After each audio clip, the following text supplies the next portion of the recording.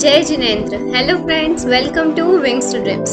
So today I am Khushi Jain here presenting with you all with the today's topic, that is anatomy of Eustachian tube. So we will deal with about the anatomy of the Eustachian tube. What are its parts? What are the muscles attached to it? What is its blood supply and nerve supply? Okay, so it covers your ENT part of your MBBS subjects.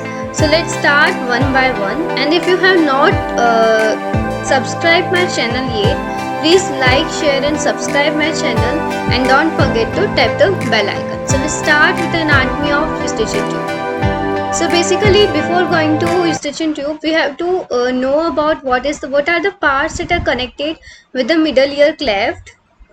Middle ear cleft is basically has a three components which are Eustachian tube, tympanic cavity and the editors and the antrum along with the mastoid cells.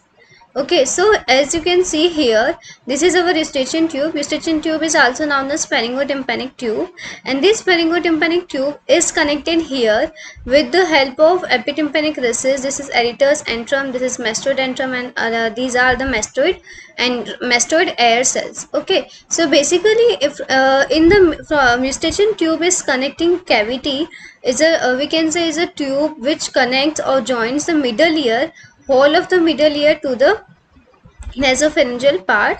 So that's why it's known as pharyngotympanic tube. So here this mastoid air cells, antrum, tympanic cavity, all these parts will come together and attach with the Eustachian tube, forming the middle ear cleft. After that, as I already told you, this is also known as pharyngotympanic tube or auditory tube.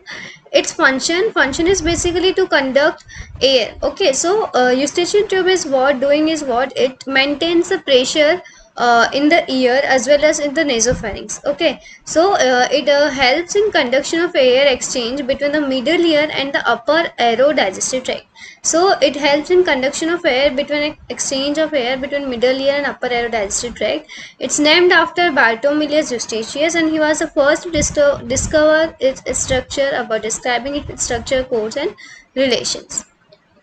After that, if we talk about the Eustachian tube in case of adults, and if we compare that with the infants and in young children, so you can see here as in the image, the Eustachian tube lying is at an angulation of 45 degree here, and whereas in case of infants or children's, Eustachian tube lie is relatively more horizontal as compared to this. Okay, and the length of this is more, that is 3.75 centimeter, and length here is the tube is more horizontal, relatively wider and shorter, and this angulation of 45 degree from middle ear to the nasopharyngeal opening at the torus tuberous.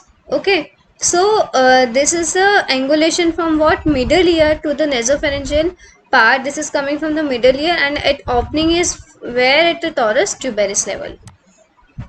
After that, its dimensions. So if we talk about the dimensions of the Eustachian tube, in case of adults, so length is basically told you 3.75 centimeter, angulation is 45 degree from middle ear to the nasopharyngeal opening at torus tuberous. Now after that, as you can see, this is the Eustachian tube again from 3.75 centimeter, basically lying from 45 degree angulation from the middle ear to the nasopharyngeal opening. This part is known as torus tuberous, inferior side, and you can see here upper opening of the Eustachian tube from the anterior wall of the tympanic cavity, and its lower opening lies behind on at the level of posterior end of the inferior turbinate. Okay, so its upper opening is, you can see here, this is the part of the nasal cavity, and this is the pharyngotympanic recess and the opening of the Eustachian tube in the middle ear connecting this. So this is the tympanic cavity. So upper part of is formed by the tympanic cavity, and the lower part behind this coming our inferior turbinate here. So it's formed by the inferior turbinate. Okay, after that, if we watch our Eustachian tube in case of endoscopic view, that is in endoscope by endoscope the nasopharyngeal end of Eustachian tube, what we will see is these three things: the fossa of Rosenmuller, torus tuberous and Eustachian tube opening. Okay, so basically the main thing is the torus tuberous. Torus tuberous is basically this. This part is known as the mucosal elevation in lateral part of the nasopharynx. Okay, so this is the mucosal elevation in lateral part of the nasopharynx, found pharyngeal end of the cartilaginous part of the eustachian tube, and above this there is a fossa known as fossa of Rosenmuller, and eustachian tube opening is anterior to the torus tuberous. So this is torus tuberous. It's anterior to this is the eustachian tube opening, and it's superiorly we can say there is a fossa known as fossa of Rosenmuller. After that, if we come to the part of the eustachian tubes, so what are the part of the eustachian tube? Our eustachian tube is basically is divided into two parts. Upper one third is the bony, as you can see in the picture, and the lower two third part is cartilaginous. Okay, so this is the lower two third junction. Now bony cartilaginous part this is the junction of the both parts. So upper one third part is bony and lower two third is cartilaginous. Bony part lies between the tympanic plate and teres part of the temporal bone. Okay, so as you can see here, this is the bony part lies between this is the tympanic plate and the teres part of the temporal bone. This part widest at the entrance into the tympanic cavity, and narrowest part of the eustachian tube is the bony cartilaginous junction. So all this is a eustachian tube. So its narrowest part is the junction between the bony and the cartilaginous part. Okay, so this is the opening in the tympanic cavity. This is the bony part, bony cartilaginous junction, and its opening in nasopharynx. After that, coming to the relations of the bony part to the surrounding structures. So as you can see here, there is a muscle attached superior to this. So superior to the eustachian tube, there is a muscle known as tensor tympani muscles, and medially there runs a internal carotid artery in eustachian tube in relation to the eustachian tube. After that, the fibrocartilaginous part of the tube, if we come, basically I told you before that what our eustachian tube is basically made up of the upper bony part and cartilaginous part. So if we come to this cartilaginous part, it is made up of the fibrocartilaginous part. Okay, so this fibrocartilaginous part is lower two third of the tube, as we all know. This is a narrow slit like passage. As you can see here, this cartilaginous part begins here. So it's a narrow slit like passage. Lumen of tube is collapsed at the angle of here. Okay, and it makes an angle of 160 degree with bony portion of tube. Okay, so this is the bony part of the eustachian tube. This is the cartilaginous part beginning here. So it is making an angle of 160 degree. If you want to see the direction from the nasopharyngeal orifice, so it is downward, forward, and medially towards the nasopharyngeal orifice. Okay, so this is the cartilaginous part having the tubal cartilage along with the superiorly tensor tympani muscles. This is the eustachian tube coming here. This is the bony part. This is the cartilaginous part. Okay, these are the muscles. I will come forward in the subsequent slides. Okay, so this is our fibrocartilaginous part. Composition, basically this is a cartilage and membrane. Okay, so you can see here a inverted or J-shaped cartilage is present in the middle ear. In a eustachian tube, and this is known as Shepherd's crook. Okay, so this is the J-shaped cartilage and cartilage forms the upper and medial part of the tube. This cartilage forming the upper and medial part of the tube. Fibrous membrane forms lateral part of the tube. Okay, so this is the fibrous membrane forming the lateral part of the tube. Tensor veli palatini muscles is attached to the membrane. This is you can see in the picture, and this muscle assists the tubal opening. Okay, so in case of resting condition, the tubal opening remains closed, and in case of activating conditions or in case of whenever air crosses, this tensor veli palatini muscles becomes stretched, and this tubal opening leads to open. Okay, so this is how the fibrocartilaginous part helps and attached to the tensor veli palatini muscles and help in opening of the eustachian tube.